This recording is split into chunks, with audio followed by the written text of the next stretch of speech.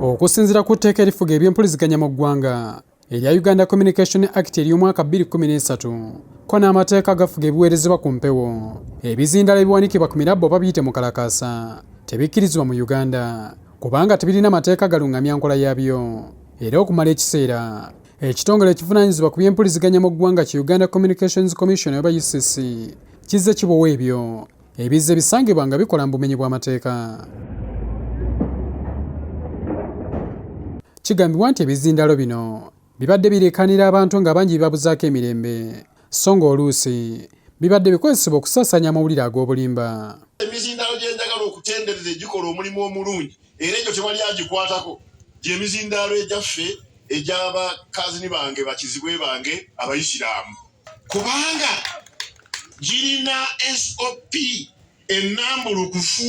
Okwaziina tumanyi kubeerawo ddi ate okwaziina kuli sitandadi oli tayinza kwaziina ate n'ateekamu ebigambo ebijja okuvuma gundi oba Kati oluvannyuma lw'okubiweerera ddala Gavumenti erina enteekateeka y'okubisikiza rediyo z'ebitundu oba community radios ng'ekozesa tekinologiya omujja tamalaako bantu eddembe lyabwe.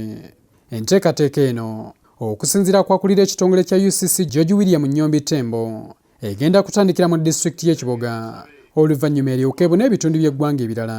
Ne Pulezidenti anzikirize tubawe newankubadde Mukalakaasa bibadde bikozesebwa okusaasaanya amawulire mu bwangu mu bitundu gamba nga ag'okubika okulanga ebibuze n'ebiringa ebyo.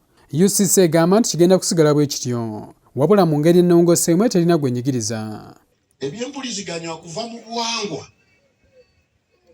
bintu si byakuzannyazannya n'eggwanga mujje engoma yaffe yakubanga ggwanga mujje buli omu teyabeeranga nayo mu maka. Abantu ababadde baakosebwa okuwera Mukalakaasa basabiddwa okwaniriza enteekateeka eno empya.